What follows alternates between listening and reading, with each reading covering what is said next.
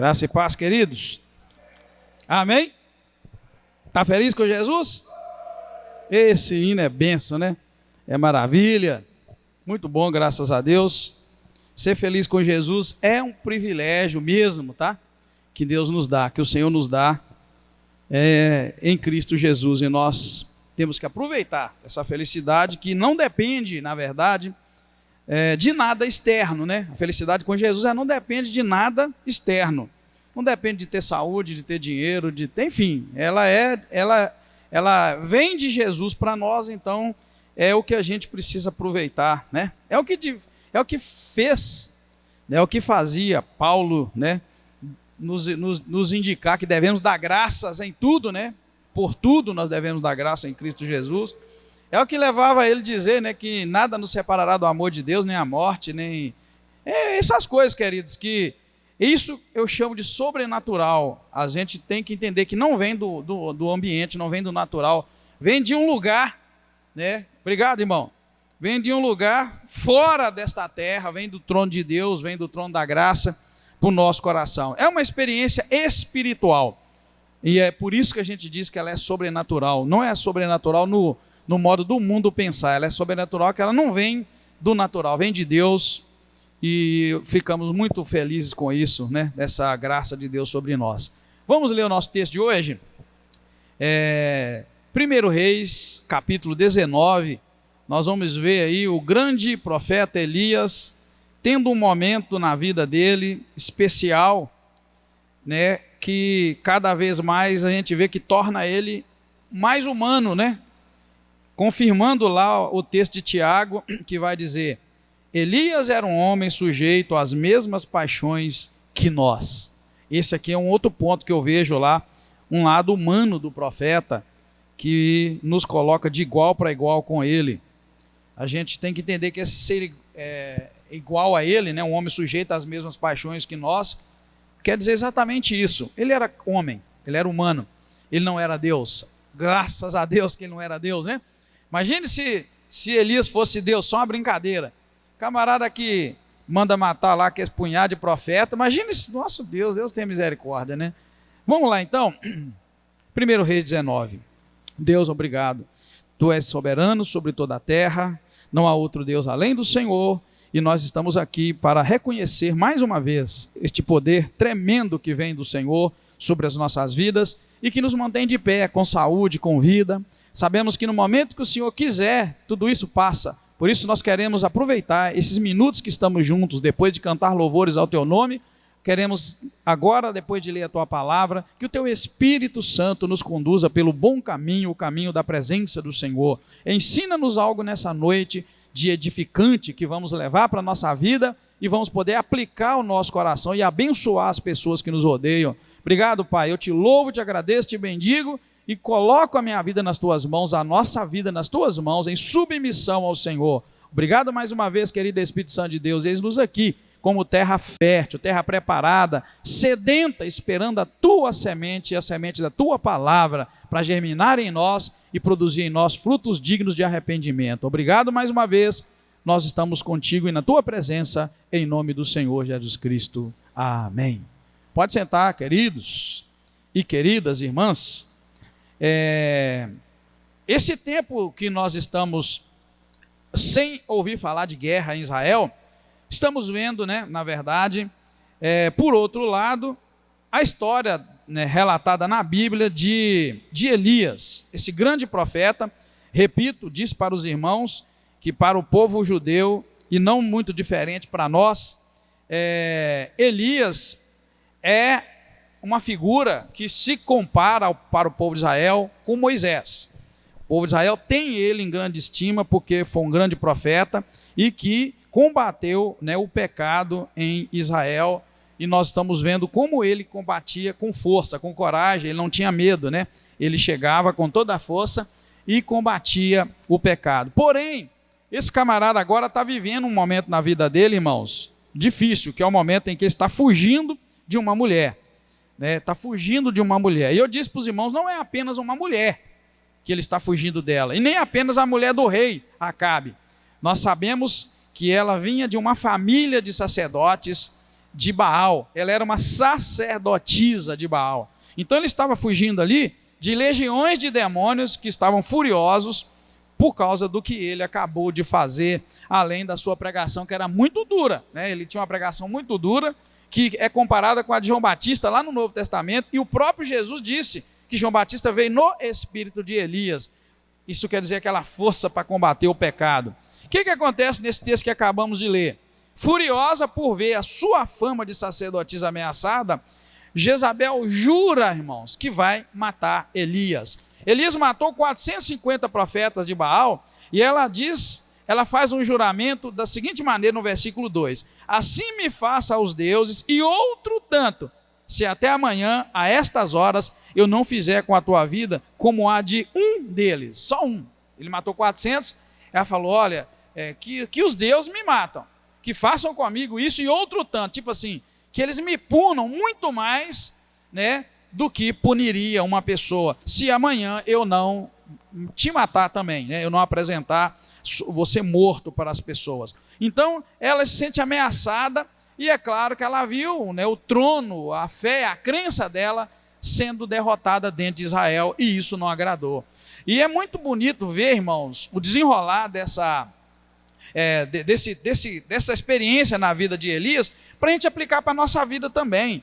A gente tem falado muito aqui na igreja sobre as dificuldades, as crises, as lutas que a gente tem desde dentro de casa para o resto da vida, em todas as áreas, né? A gente tem a vida inteira nossa é lidar com um conflito, seja diretamente relacionado a nós ou direcionado a alguém. Pode olhar para a sua vida, teve algum dia que você não teve uma questão, uma coisa, uma necessidade, algo? Toda pessoa que está vivendo o seu estado normal, né, não está aí vivendo dentro de alucinações e ilusões, essa pessoa sabe que ela tem que resolver problemas o dia todo, o tempo todo, termina um problema, tem outro. Isso é próprio da vida. Mas a maioria das pessoas, irmãos, fogem dessas situações ou ignoram elas, e elas vivem uma vida ilusória, uma vida que não existe, né? Quantas pessoas casam e logo depois separam dos seus casamentos, porque vai aí, a vida não é como eu imaginava. Peraí, você imaginava o quê? Onde você estava com a cabeça, né? Quando você uniu com alguém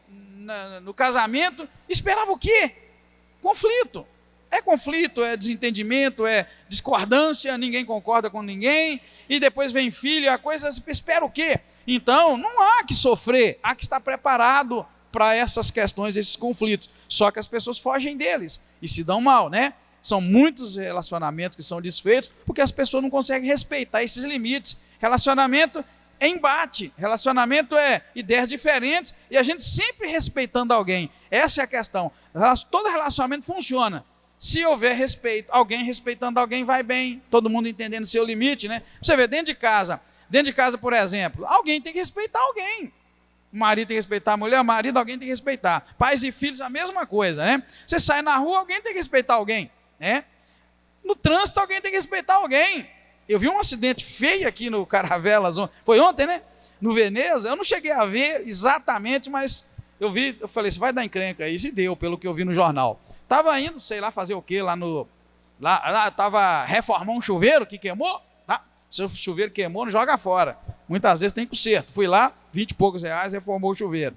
Quando eu estava indo ali no Veneza, eu vi que o sinal estava amarelando, eu estava longe, eu fui reduzindo, né, minha velocidade, que é normal, e parou o carro, parou a moto, e de repente eu vi um carro cruzado assim, em cima do canteiro, debaixo do semáforo ali, e vi um outro carro, acabando de chegar do outro lado, todo estourado. Ou seja, eu cheguei no segundinho que estava acontecendo o acidente. Só não vi a primeira pancada, mas eu vi depois da pancada para lá. E quando eu vi duas senhoras de idade, falei, esse trem vai dar encrenca. Uma coisa é certa, o carro branco que estava lá do outro lado, estava atravessando a avenida, aliás, estava indo na avenida sentido centro, o outro atravessou na frente. Pela pancada, o carro de cá bateu no de lá, porque o de lá entrou mais ou menos na frente. Conclusão, irmãos, a mulher que estava de cá, no jornal, falou que o sinal estava aberto para ela.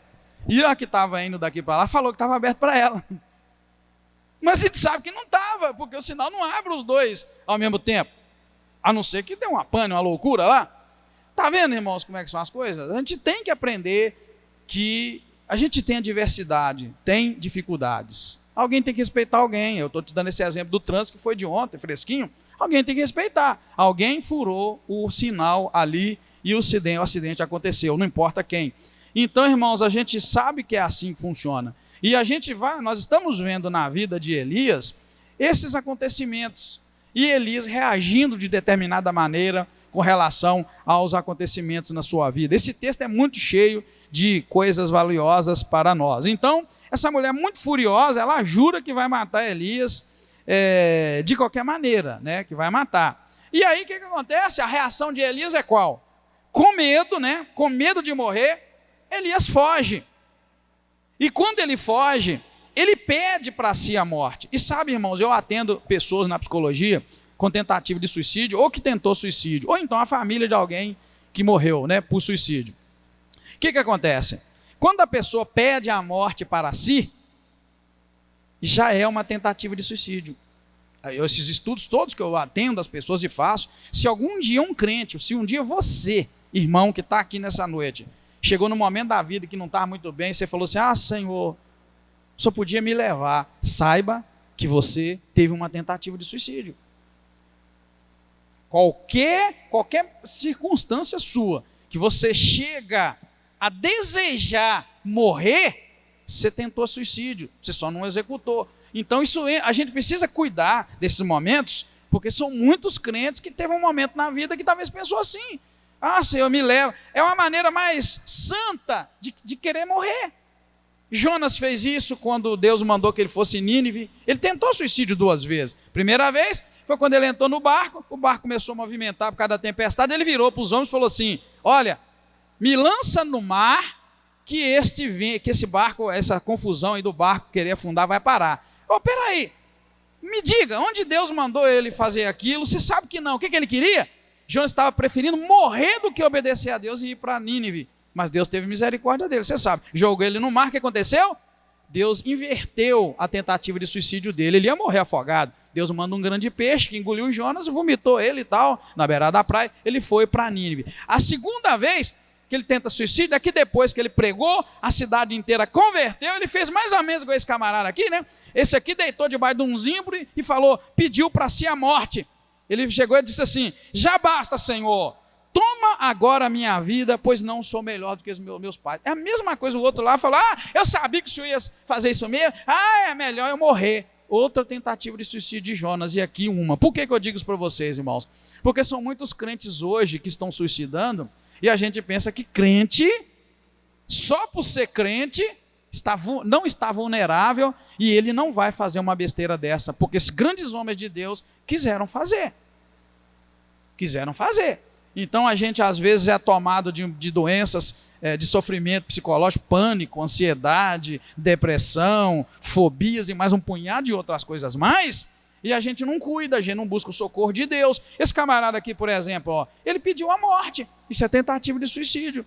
Então veja bem, que leva um homem cheio do poder, cheio do Espírito Santo de Deus, como Elias, que ora e Deus responde. Deus cura o filho da viúva de Serepta, ressuscita, aliás, aquele menino. Aí ele ora, Deus manda fogo, consome o holocausto, vai e mata mais de 400 profetas de Baal. E agora, depois de uma obra grandiosa desse, uma mulher lhe ameaça, diz que vai matá-lo, e ele esquece do poder de Deus que ressuscitou aquele filho da viúva, ele esquece do poder de Deus que desceu do céu, consumiu o holocausto, a lenha, e lambeu a água. Ele esquece de tudo, esquece que ele com graça, com poder, com força, foi lá e mandou matar ou matou aqueles 400 profetas. Agora ele foge de uma mulher. Que leva a isso, irmãos? Isso é para os irmãos verem. Tá? Depois eu vou colocar lá no final dos slides, eu vou colocar. As pessoas pensam que depois delas servirem a Deus ou fazerem algo muito poderoso, vai haver um grande avivamento. É isso que a gente pensa, né? Você faz uma festa bonita, as irmãs aí, vamos pensar nas irmãs. As irmãs fazem aquela festa bonita, né? A juventude faz aquela festa bonita, os homens aquela festa bonita, a igreja faz aquela festa bonita, e tem gente que pensa, agora vai vir um grande reavivamento sobre a igreja. Vem isso, vem perseguição, vem medo, vem angústia, vem depressão. Esse camarada aqui estava com sintoma terrível de um punhado de problema psicológico. E como pode, irmão? A gente tem que ouvir essas palavras para a gente poder viver a Bíblia e ficar em paz e tranquilo. Se por acaso você passa por um momento de terror, de medo e parece que está tudo perdido, Elias era assim também, foi assim. Você é melhor do que Elias? Quem aqui orou e um filho de alguém ressuscitou? Eu nunca. Quem aqui orou e Deus fez aquela ruaça, fogo do céu consumiu? Eu nunca. Estou aí pela luta e misericórdia, vivendo cada dia, buscando a graça de Deus para a minha vida, e menor de todos os servos do Senhor está aqui na frente falando com vocês. Então, se me vier um sofrimento, uma angústia, uma luta, uma tristeza, aquele medo de que está tudo perdido, eu vou agora chutar o balde, eu vou falar, agora eu morro mesmo, agora eu não vou mais na igreja, agora eu não vou orar, agora eu vou deixar de ser crente, porque eu senti, o homem quis morrer, Elias quis morrer. Então, queridos, a gente precisa vir para a Bíblia, largar essas histórias de crente super-herói. Você sabia que nós temos uma ideia de que crente é super-herói? Aceitou Jesus, acabou? Não é, querido, isso não é super-herói não. Elias acabou de fazer uma coisa histórica em Israel, uma demonstração de poder de Deus tremenda, né? E olha que ele não fez nada, ele simplesmente fez uma oração e Deus respondeu com fogo, e ele vai lá e mata os profetas, e agora ele está fugindo de uma mulher. Querido, aplique isso na tua vida, aplique no teu coração. Ninguém aqui é melhor do que Elias, mas Tiago diz que Elias era igual a nós, homem sujeito às mesmas paixões que nós. Então pega as fraquezas de Elias e entende, são essas paixões que ele tinha e nós temos. Não nos faz melhores do que ele, mas também não nos faz pior. Então eu posso, sim, eu tenho que ter direito de sofrer, e você tem que ter direito de sofrer e sofrer com graça. Sabe o que levou Paulo e Silas a apanharem, né, a ser açoitados, presos, e cantar louvores em alta voz, de maneira que os presos ouviram, e Deus deu para eles o livramento naquela cela? É esse sentimento, eu tenho o direito de ser açoitado pelo Evangelho, e vou apanhar pelo Evangelho com honra, com dignidade, com graça. Não vou chorar, não vou murmurar, não vou ir para os montes fazer campanha para acabar a luta, eu vou aguentar a pancada, e eu vou ainda abrir o meu inário, e vou cantar hinos de louvor em voz alta, para que os presos deste lugar ouçam o meu louvor, e saibam que eu estou com meu Deus e não importa nada. Não há depressão, irmão, há vitória. Está entendendo como é que é? Agora, se você vê a luta vindo e você começa, você enfia na tua cabeça essa teologia barata de hoje, que não pode ter sofrimento, é tudo. Por isso que os crentes hoje fazem as besteiras tentando contra a própria vida, que não faziam antigamente. Antigamente os camaradas aceitavam Jesus e sabe o que ele esperava ganhar? Nada a não ser a salvação. Hoje eles aceitam Jesus, eles enfiam que vai ganhar carro, vai ganhar trabalho. Os crentes hoje são bons economistas, economiza, compra, ganha, viaja. Eles sabem mexer com dinheiro, mas quando vem a crise, eles não têm um Deus que está com eles na crise. O Deus de hoje só está contigo para te dar coisas, te dar dinheiro, te dar cura. Então os crentes têm que aprender a esquecer de dinheiro. Dinheiro é o mínimo dos mínimos, do mínimo dos mínimos que Deus dá para alguém, querido. Deus dá paz interior. Amém? Deus dá paz na tormenta, na hora da tormenta, da tempestade, Deus está contigo no barco. É este o privilégio, irmão, este é o privilégio do Evangelho. Agora essa geração só sabe calcular lucro, essa geração só sabe calcular o carro que troca, os carros, as casas que compra, as roupas que compra, os celulares, os iPhones novos. Não é, querido, Deus vai te dar isso aí, talvez Deus vai te dar, mas talvez Ele nunca vai te dar. Então saiba o que Ele tem para te dar, recebe o que Ele te dá e vive com graça, valoriza o feijão com arroz, valoriza o ovo cozido, o ovo frito, e se não tiver feijão com arroz nem ovo frito, valoriza o fôlego de vida, porque o Salmo 150 não diz, todos aqueles que têm muito dinheiro no banco, louve ao Senhor. Salmo 150 não diz, todos aqueles que têm saúde perfeita, louve ao Senhor. Salmo 150 não diz, todos aqueles que estão bem em todas as áreas, louve ao Senhor. Salmo 150, o último salmo termina, todo ser que respira, ou seja, tudo quanto tem fôlego, ou seja, tudo que está vivendo ainda, porque vai morrer um dia, louve ao Senhor. Está vendo, querido? Está aí o segredo, a chave bíblica. Você só tem que entender. Peraí, levantei hoje, estou respirando, então eu me incluo no grupo daqueles que devem louvar ao Senhor. Então eu vou fazer meu papel, eu vou louvar o Senhor. Essa noite aconteceu algo diferente. Deus me acorda para orar e eu não preciso do relógio, os irmãos sabem disso. Então meu horário é mais ou menos 3 horas, eu falo 3 porque geralmente é um pouco antes, um pouco depois. Dessa vez foi 3. Só que depois que eu fiz as minhas orações, eu empolguei demais e não dormi. E fiquei o dia inteiro direto. Então foi bom acordar antes dos pássaros, foi bom acordar antes de tudo lá na roça. E uma das coisas que eu fiz foi só agradecer a Deus. Ô Senhor, obrigado, porque eu estou aqui agora, estou com vida, estou vendo o sol nascer, estou vendo os passarinhos cantar, vi meu vizinho sair para ir para o seu trabalho, e enfim, tá bom, só isso basta. Tá bom, não preciso de mais nada, acordei, estou com vida. Então, querida, a gente precisa viver de fato a palavra de Deus, o Evangelho. Porque eu vejo aqui um homem igual nós, que depois de fazer aquilo tudo, como está escrito ali, ó, ele foge. E quando ele foge, não fica só na fuga, ele pede a morte para si.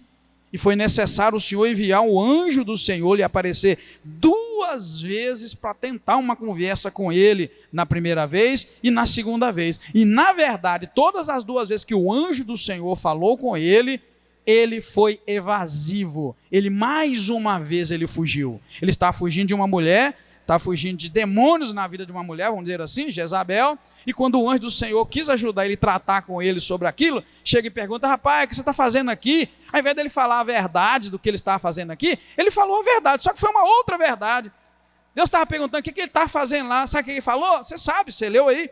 Ah, porque eu tenho sido muito crente. Só que ele falou em outras palavras. Já viu aquele crente que Deus está amassando ele, e Deus está chamando ele para uma conversa, e ele fica: eu sou muito santo, eu sou muito crente. Ele disse assim: eu sou muito zeloso pelo Senhor. Deus não estava nem aí para o zelo dele, irmãos. Deus estava tentando tratar com Elias aqui, e ele fala: ah, porque eu sou muito zeloso pelo Senhor. Eles mataram todos os teus profetas, só eu fiquei, e agora estão tentando me matar.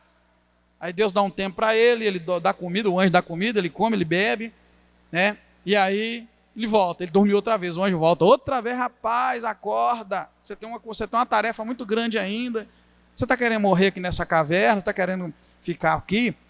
Eu ainda tenho uma obra para a tua vida ainda, você ainda vai ungir o rei da Síria, você vai ungir o rei de Israel, e porque agora você está um profeta, igual uma franguinha correndo de uma mulher, eu também venho te anunciar que o teu ministério profético vai acabar. Talvez você não entenda assim, mas é isso que Deus faz. Deus vira para ele e fala: ó, já que é assim, você está correndo de morrer, com medo de morrer, tá, chegou o seu fim da linha. Então, irmão, todo crente, presta atenção, assim como Elias é um homem sujeito às mesmas paixões que nós. Todo crente que quando vem a luta, vem a adversidade, ele não segue, ele não anda para frente, ele não resolve as suas questões, ele foge de Deus, igual aqui a gente viu que Elias tentou fugir na sua resposta, uma resposta evasiva. O que acontece? Chega o fim do seu ministério, chega o fim da sua carreira, o fim da sua linha. Foi isso que Deus vem, né, anunciar a Elias. Porém, na primeira tentativa de falar, o anjo, né, falando com ele, ele vem, como eu disse, ele foge, né, dentro da caverna, verso 10, quando o anjo pergunta para ele: o que você está fazendo aqui, Elias? Ele responde assim: eu tenho sido muito zeloso pelo Senhor. Olha bem, irmãos, ele estava escondido dentro da caverna, fugindo de Isabel. O versículo 3 falou que ele estava fugindo com medo, e em vez dele chegar, quando o anjo perguntou assim para ele, no versículo 9, o que você está fazendo aqui? Ele tinha que falar, qual que era a resposta? Ele estava fugindo com medo. O que você está fazendo aqui, Elias? Ele tinha que dizer o quê? O 3 falou que ele estava fugindo com medo de morrer. O que ele tinha que falar? Quando o anjo perguntou: o que você está fazendo aqui, Elias, na caverna? Ele tinha que falar o quê? É isso. Eu estou querendo fazer você entrar na Bíblia sem entender. Versículo 3 diz que com medo ele fugiu para salvar a própria vida e não morrer. Porque ele disse que tinha matado os outros e ia matar ele. Então, quando o anjo perguntou para ele, versículo 9, o que você faz aqui, Elias? Ele responde, olha a resposta dele. Sabe aquele crente, irmãos, estrategista? Aquele crente que cria estratégias espirituais, entre aspas, para se sair bem na ficha? Ele sempre está bom, ele nunca é ele mesmo, ele sempre é o herói. É o que Elias fez aqui, irmãos. É por isso que aqui embaixo, no versículo 16, o Senhor fala: eu tenho uma tarefa para você. Levanta, porque o caminho é longo para você. Você vai ungir o rei da Síria, vai ungir o rei de Israel e vai ungir Eliseu, profeta, no teu lugar. E a Bíblia diz no versículo 17: quem escapar do rei Azael, Jeú vai matar. E quem escapar de Jeú, não é você que vai matar, é Eliseu que vai matar. Veja no verso 17. Então Deus ali falou, usou ele para falar para ele que, olha, teu ministério acabou, você está correndo de tudo, está com medo de morrer, você não assume que você está com medo. Você é um profeta que não tem coragem de assumir que está com medo. Irmão, a gente precisa assumir nossos medos, nossos pânicos. A gente precisa assumir nossas fraquezas, nossos pecados, irmão. Seu pecado é em qual área? Assume. Não seja o herói da história. Elias fez isso. Então, quando o anjo pergunta, verso 10, em vez de ele responder assim, ele teria que responder assim: olha, eu tenho sido zeloso, eu tentei, matei os profetas, de Baal, fiz isso, fiz aquilo, mas eu estou com muito medo de morrer, estou fugindo de Jezabel com medo. Não, a resposta dele é: tenho sido muito zeloso pelo Senhor dos Exércitos, os filhos de Israel deixaram a tua aliança. Olha bem, está pregando para o anjo, olha bem, verso 10, está pregando para o anjo. Os filhos de Israel deixaram a tua aliança, derrubaram os teus altares, mataram os teus profetas à espada, só eu fiquei. Olha, ele tinha que dar uma exaltada em si mesmo. Só eu fiquei, morreu todo mundo, só eu fiquei e estão tentando me matar. Ele diz 2 vezes a mesma resposta, ele não dá nenhuma vez a resposta que Deus esperava. Então, irmão e irmã, talvez o Senhor tenha falado com você e tenha esperado uma resposta da sua boca. Você tem que ser sincero, dá a sua resposta, mas dá a resposta sincera, né? Não tenta costurar e se mostrar melhor do que você é. É isso que Elias faz a primeira vez e faz a segunda. E olha que quando ele insiste que mataram os profetas, só ele ficou. E vem aqui embaixo Deus e diz para ele: rapaz, tem 7.000 em Israel que eu não permiti dobrar os joelhos a Baal e nem beijar suas estátuas. 7.000, ele pensava que ele era um só. Então a proporção de Deus, presta atenção, a proporção de Deus para nós, quando você acha que você é o único, tem 7.000. Sem contar que ele achava que ele era o único profeta, e Deus falou: unge Eliseu, porque ele vai ser o profeta no teu lugar. Tem outro para te substituir, rapaz. A altura. Amém, igreja? Está entendendo como é que funciona as coisas de Deus? Mas a gente tem que pôr no lugar. Aqui Deus decreta o fim do ministério de Elias, irmão, de uma forma assim, sem desmerecer, porque era de fato um grande homem de Deus, mas os exemplos estão aqui para nós. Deus viu em Elias, então, um camarada ministerialmente falido. É por isso que Deus fala: unge fulano rei, e unge Eliseu no teu lugar. E Deus fala: ó, você não vai matar mais ninguém agora, você está muito, sei lá, você está desanimado de tudo. Então é o seguinte: unge Eliseu, e quem Azael não matar, Jeú vai matar. E quem Jeú não matar, Eliseu vai matar. Mas você não está na lista mais, dá para você ver. Não está na lista mais que vai matar. Então, queridos, a gente precisa muito buscar a graça de Deus. É bem verdade, né, que aí ele teve uma experiência, antes disso, né, que eu estou passando para você, teve uma experiência também espiritual muito grande que eu pego para a minha vida. O anjo disse para ele ficar em determinado lugar, né, vem para fora, verso 11, vem para fora do quê? Da caverna, e põe-te neste monte perante a face do Senhor, que ele vai passar. Nós até temos um hino que a gente canta: Cristo vai hoje passar. É no cantor cristão? É, né? A gente precisa cantar esse hino: Cristo vai hoje passar, passar, passar. Então veja bem, o Senhor vai passar. Fica aqui, vem para fora da caverna, o Senhor vai passar. Ou seja, o Senhor não vai entrar na caverna onde você está, vem para fora, porque ele vai passar. E aí, a experiência dele que eu trago para a vida, minha vida espiritual, é a seguinte. Resumindo, versículo 11 e 12. Irmãos, Deus não está no barulho, Deus está no silêncio. E hoje o povo gosta de um barulho. Olha que experiência linda. Passou um vento forte que fendeu os montes e despedaçou as penhas. Quando eu leio esse texto, eu sempre falo: não é a irmã Penha ali não, viu? Que o vento despedaçou, não. É a rocha. Irmão, presta atenção. Um vento tão forte que a Bíblia diz que despedaçou, aliás, fendeu os montes, rachou os montes e arrebentou com as penhas. Porém, diz a palavra que o Senhor não estava nesse vento forte. Depois, olha outro barulho. Depois do vento veio um terremoto. Terremoto, nem preciso falar o que é. Deus também não estava no terremoto. Depois do terremoto veio um fogo. Olha o que é um fogo. Fogo, lembra que a experiência de Israel com fogo é tremenda. Deus era uma coluna de fogo, né? De noite. Ali desceu o fogo do céu, consumiu o holocausto que Elias ofereceu, matou, depois foi consequência na morte daqueles profetas. Então, irmãos, veio um fogo barulhento, certamente. também o Senhor não estava no fogo. Mas a Bíblia diz que depois do fogo, ou seja, depois do vento forte, que até arrebentar as pedras das rochas arrebentou, depois do terremoto, depois do fogo, é que veio uma voz calma e suave. E ouvindo essa voz, Elias envolveu o seu rosto na capa, saiu, pôs a entrada da caverna, e então veio uma voz que começou a conversar com ele, suavemente, era a voz de Deus. Então, queridos, lembra de Elias, um homem agitado, um homem que ora e faz acontecer, fugindo naquela agitação. Ele precisava de uma voz que acalmasse ele, e essa voz veio, a voz de Deus, mansa e suave. No cantor cristão tem um hino também para isso. Manso e suave, Jesus convidando, chama por ti, por mim. Nós estamos a cantar cantor cristão. Cantor cristão é mais Bíblia do que muita coisa. Você viu que encaixou aí, encaixou 2 hinos nessa palavra. Entendeu, querido? Se você espera encontrar Deus no vento forte do louvor da igreja, todo mundo cantando aqui, o palco comendo solto. Se você pensa em encontrar Deus no terremoto, naquela agitação do louvor da igreja, toda naquela agitação. Se você espera encontrar no fogo daquela agitação, todo mundo junto, eu te digo, você vai perder a viagem. Deus está no silêncio, na voz mansa, na voz calma. Sempre. Se você quer ouvir Deus, aprenda a ouvi-lo quando o teu coração estiver relaxado. Começa a aprender a ouvir Deus de noite.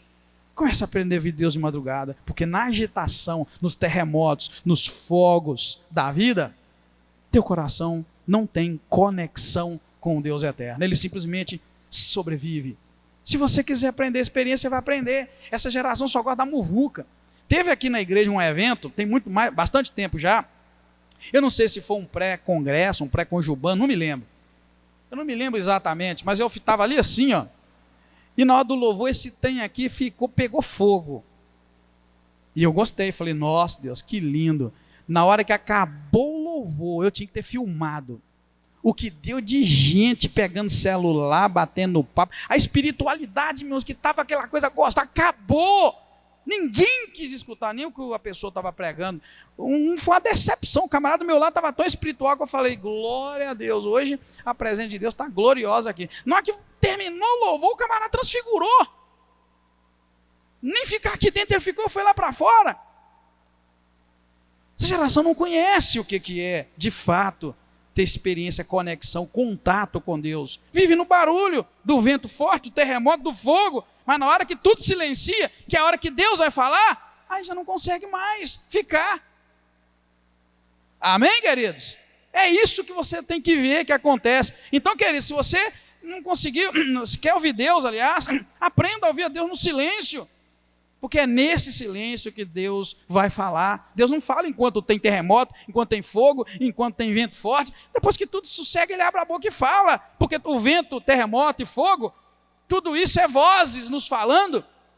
Aí você precisa aprender onde Deus está e procurar Deus. Essa geração precisa aprender o que é, irmãos. É meditar na palavra.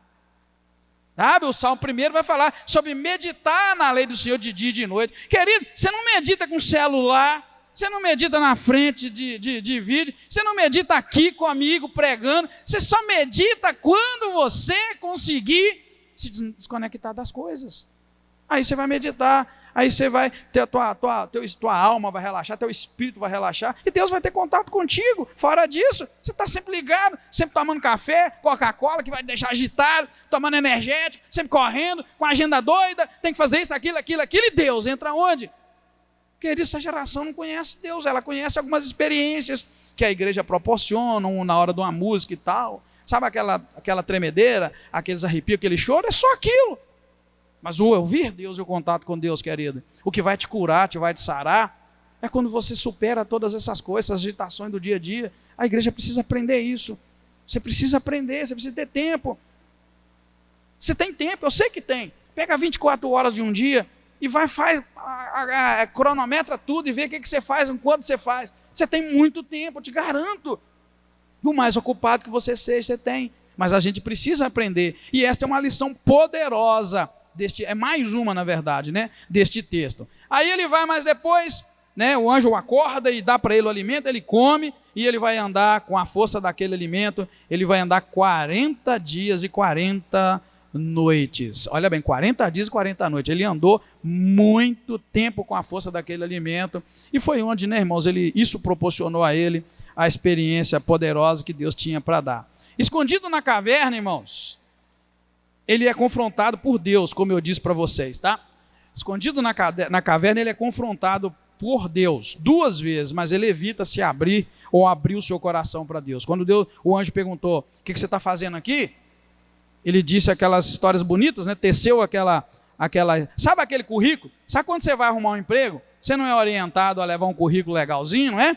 Você não pode mentir no currículo, mas você tem que levar um currículo legalzinho, sempre te colocando o quê? Para frente, né? Você nunca vai dizer lá, né, exatamente aquela situação de derrota. Você vai colocar sempre que você usou aquilo como um degrau para você subir. É assim que funciona. É o que Elias fez, irmãos, 2 vezes.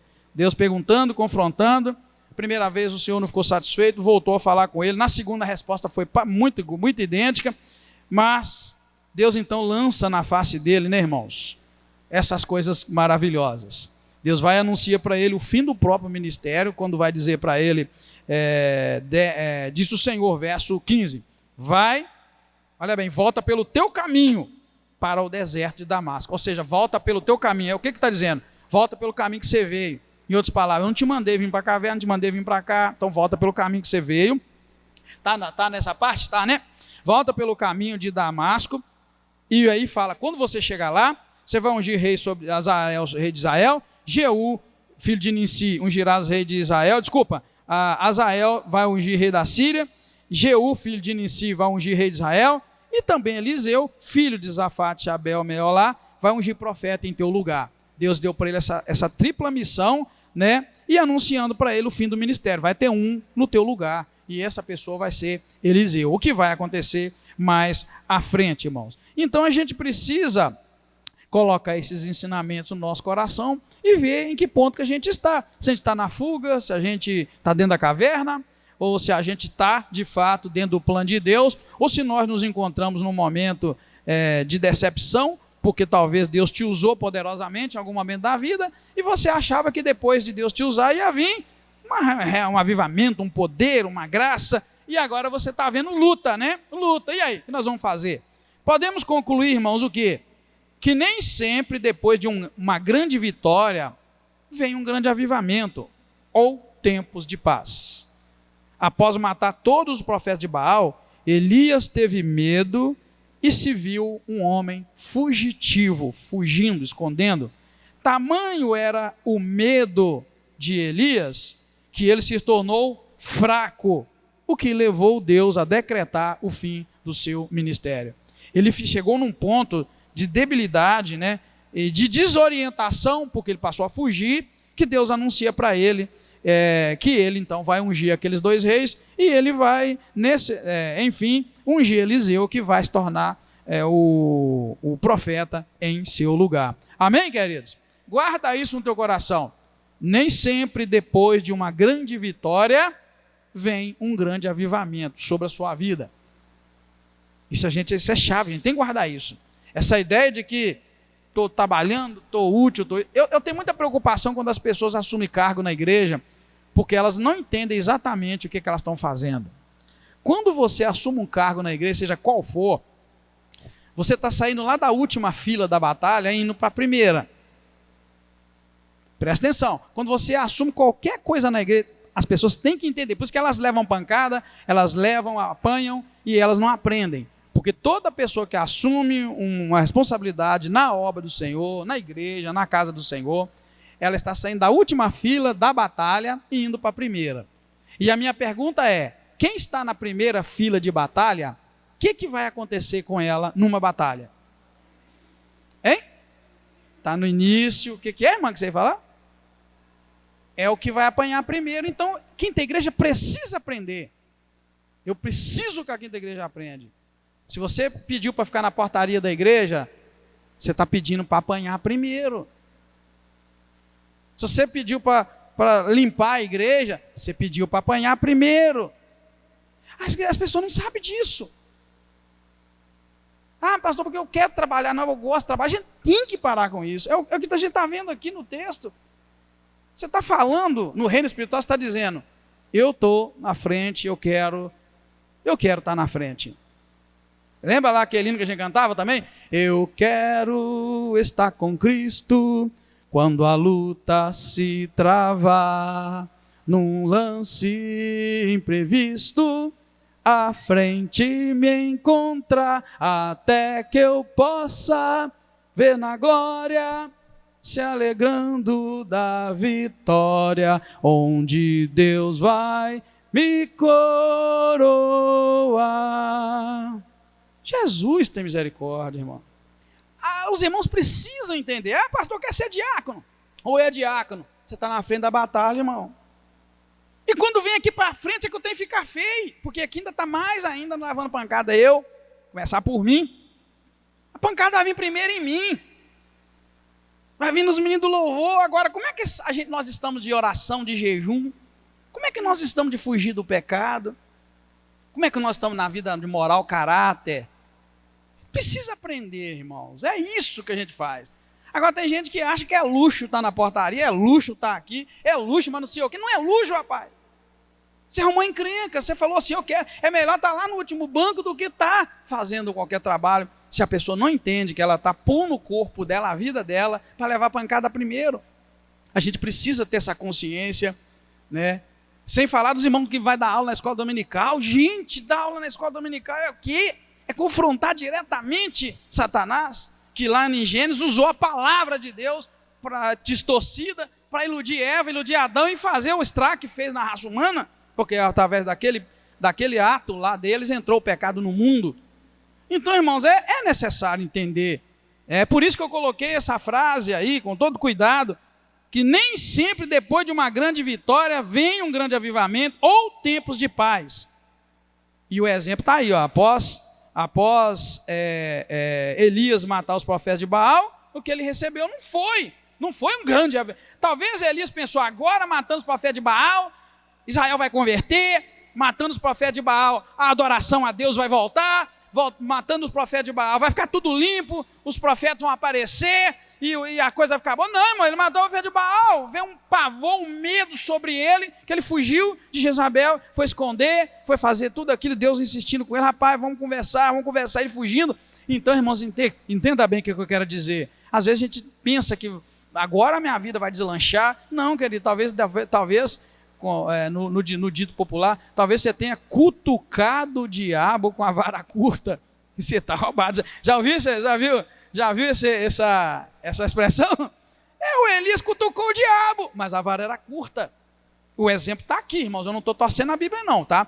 Os irmãos entendem, eu não estou torcendo. Ele de fato venceu bonito no capítulo anterior, Deus respondeu com fogo, por 450 profetas de Baal morreram, de fato isso aconteceu. Quando eu digo que ele cutucou o diabo com a vara curta, os irmãos têm que entender.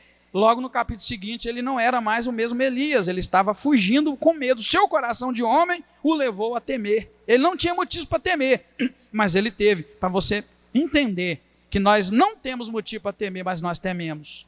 Nós não temos motivo, mas nós vivemos certas situações na vida. E o que Deus está te fazendo nessa noite então? Deus está aqui, através da minha boca e do Espírito Santo de Deus falando na tua cabeça, Deus está querendo te levantar, para você entender que é isso mesmo e que a vitória virá.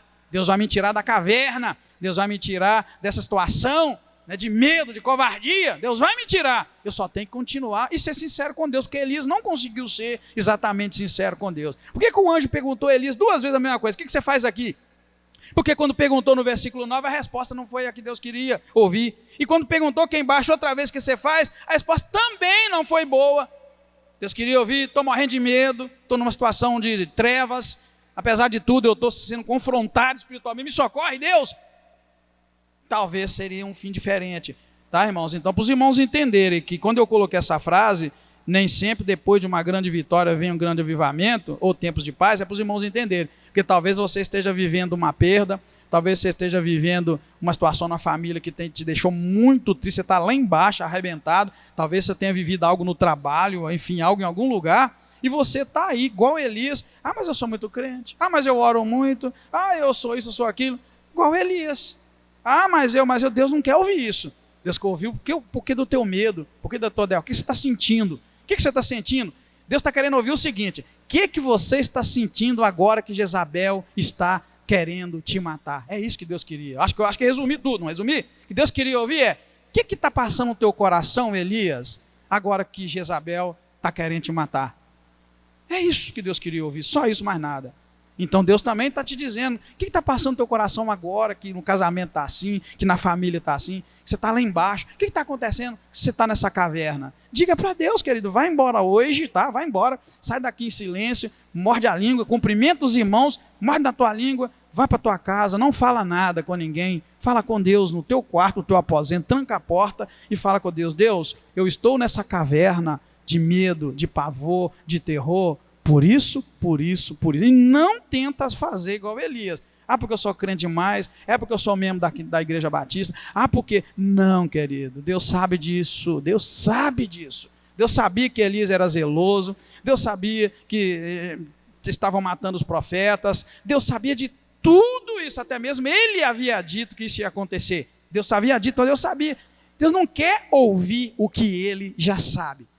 Ele quer ouvir o que está lá dentro do teu coração, guardado. Ele quer ouvir. É isso. Pastor, mas Deus não sabe o que está no meu coração? Deus sabe e não sabe. É complicado o que eu vou dizer. Deus sabe e não sabe. Porque o teu coraçãozinho é um lugar que Deus entra se você permitir. Deus não é igual o diabo. O diabo é grosso, sem educação. Ele chega arrebentando e detonando. Não. Eis que estou à porta e... Como é que diz a Bíblia? Eis que estou à porta e bato. Se você abrir, né, o que acontece? Eu entrarei, me sentarei, cearei com ele e ele comigo. Deus pode entrar se ele quiser e sair derrubando tudo, mas a própria Bíblia diz que o nosso Deus, ele está à porta e ele bate. Se você abrir, ele entra; se você não abrir, ele fica de fora. É o caso que Deus estava com Elias. Deus estava batendo na porta de Elias, perguntando para ele o que ele já sabia. Mas Deus queria que Elias abrisse a porta. O que você está fazendo aqui, Elias? Era a hora dele, abrir a porta. Ô Senhor, estou aqui porque eu estou cagando de medo. Claro que eu vou tirar dali. Bem, de repente eu nem tiro, né? Eu tinha que falar: Deus, estou aqui porque eu estou cagando de medo de Jezabel. Deus talvez ia falar: rapaz, mas você não matou lá atrás tantos profetas? Talvez, eu não sei, estou só imaginando. Mas ele tinha que falar: Deus, eu estou aqui terrivelmente amedrontado. Era isso que Deus queria ouvir. Queria que ele abrisse o coração, abrisse a caixa forte e dissesse: é assim que está o meu coração. Abriu o coração, Deus abençoa. Amém, queridos? Muito bom, né, nós estudarmos essa parte. Que Deus abençoe sua vida e o seu coração e te ajuda a vencer lá a Jezabel da tua vida. Que Deus, Jezabel aqui não quer dizer que é uma mulher não, tá, irmão? Tá? Deixa eu explicar, porque senão os irmãos vão sair daqui: ah, minha mulher, você é Jezabel. Não, estou falando de Jezabel assim, que se você consiga vencer aquele espírito, aquele demônio que está te perseguindo, te está causando medo, está te fazendo chorar, te entristecer, fazendo você recuar, você esconder atrás, na caverna, é isso. Que Deus te ajude a ir para casa, fechar a porta e abrir o coração e falar tudo para Deus. E eu tenho certeza, a vitória vai vir na mesma hora, tá, irmãos? Presta atenção, a vitória vem imediatamente. Santo e poderoso Deus, Criador do céu, da terra, do mar, de tudo que neles há. Quando vier, Deus, o pavor, quando vier o medo, quando vier o pânico, quando vier o desespero, quando vier aquele medo inexplicável, Senhor, quando nossa cabeça começar a funcionar a 1000, Senhor, naquela velocidade terrível, quando a nossa mente não conseguir relaxar, não conseguir um descanso, ó Deus, esteja conosco presente e tenha misericórdia, Pai. Leva-nos, ó Deus, às águas tranquilas. Leva-nos, ó Deus, às fontes de vida que só há no Senhor e diante do Teu trono. E que a igreja aprenda, Senhor, a dar as respostas certas que o Senhor espera. Aquelas respostas mais sinceras, meu Deus, verdadeiras do nosso coração, da nossa alma. Tira de nós a necessidade, Deus, de desenhar uma imagem nossa diante do Senhor que não existe, uma imagem que não é verdadeira. Tira de nós a ideia, meu Deus, de querer ilustrar, criar uma imagem, uma figura nossa, de que está tudo bem, que somos bons, somos perfeitos. Ó Senhor, tenha misericórdia. Que o Teu Espírito nos ajude a ser sinceros diante do Senhor. Que Teu Espírito nos ajude a ter um tempo, Senhor, um momento no nosso dia de total sossego, Pai. Onde nós possamos parar, sossegar, meditar na Tua palavra, Senhor. Meditar no Senhor. Ou então, Senhor Deus, deixar que a mente seja levada pelo Senhor. Sabemos que o Senhor há de pegar a nossa mente e levá-la dentro da Tua palavra, levá-las a experiências profundas com o Senhor. Que nós possamos, ó Deus, criar, agendar, separar momentos assim com o Senhor. Que nós tenhamos tempo, ó Deus, para trancar a porta do nosso quarto, do nosso aposento, e orar humildemente ao Senhor, e não ter pressa de sair desses momentos, e esperar até que o Senhor nos inunda com a Tua presença, nos inunda com a Tua graça redentora, salvadora, revigoradora, que revigora a nossa força, assim como aquele anjo deu pão e deu água para Elias, e com a força daquele alimento ele caminhou 40 dias e 40 noites, assim possamos também, ó Deus, no aposento da nossa casa, no sossego da nossa casa, receber o pão do céu, a água do céu, que vai nos dar força para 40 dias e 40 noites de caminhada espiritual, vencendo e sendo vitoriosos em nome do Senhor Jesus Cristo. Muito obrigado, Pai. Ministra a Tua palavra sobre a Tua igreja, peço a Tua ajuda e peço que o Senhor nos leve em paz, guardados pela Tua mão poderosa. Muito obrigado. Nós te agradecemos e nós te bendizemos em nome do Senhor Jesus Cristo. Amém. Aleluia. Glória a Deus. Deus abençoe a sua vida, te ajude, te fortaleça. Amém, queridos? Vamos estar juntos no final de semana, se Deus quiser. Deus abençoe.